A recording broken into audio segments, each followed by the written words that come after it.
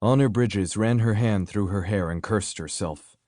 It had been over 3 hours since she'd left Jackson's office, and she was still shaking. It had been 8 years, and the man still made her want to jump him and never let go. He might act all stoic and broody, but she knew he could smile, that he could feel. Well, at least he had 8 years ago when she'd known him. Honestly, she didn't know this new Jackson at all. For all she knew, he'd encased himself in even more ice than he'd had before, and was such a complete ass he didn't have a feeling in him. His words had stung, but she quickly got over them. She'd seen the look in his eyes when she turned to him.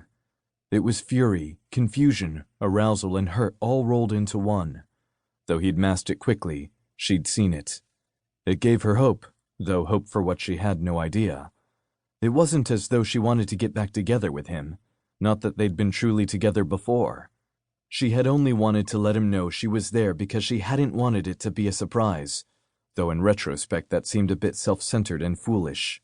She'd been so afraid he wouldn't have even remembered her, and then she'd seen the way he looked at her. She'd called him those few times before, but he'd acted as though he didn't know who she was, but he'd known her name, and her brother's name.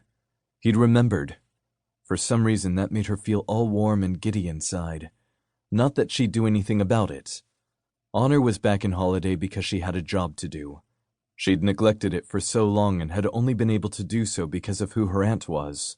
Shame flooded her, but she pressed it down.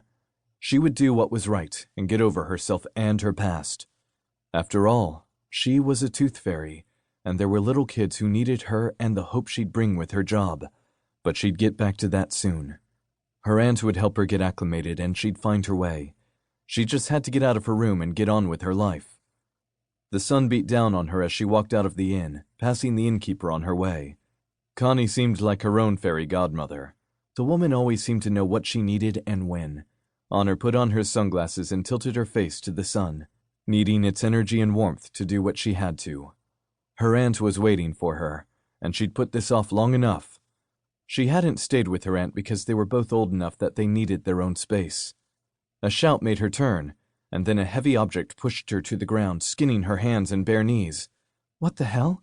She gasped and turned. She was laying under a hard body. Honor tried to push off the warm weight and winced as her palms burned. She blinked as she looked into Jackson's deep blue eyes filled with fear.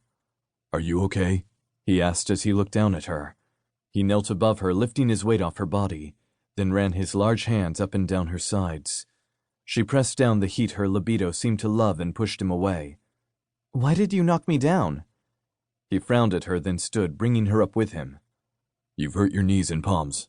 Let's go in and get Connie to help me clean them out." Honor pushed him away again, ignoring the sting in her cuts. She looked up at the man who towered over her at over 6 feet and narrowed her eyes, taking in his thick hair.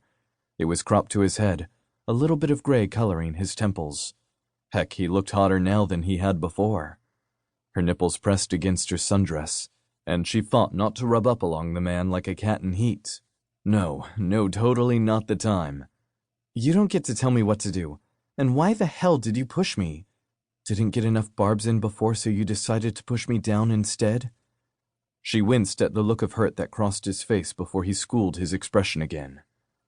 "I'll let that one go since you're clearly addled from your near miss."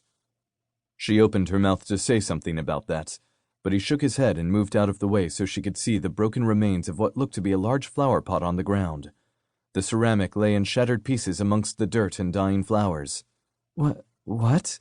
She blinked, not knowing what to say. "That was coming down for your head, so I pushed you out of the way. You could have been seriously hurt or killed on her."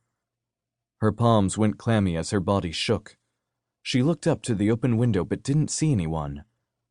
"I guess it just fell."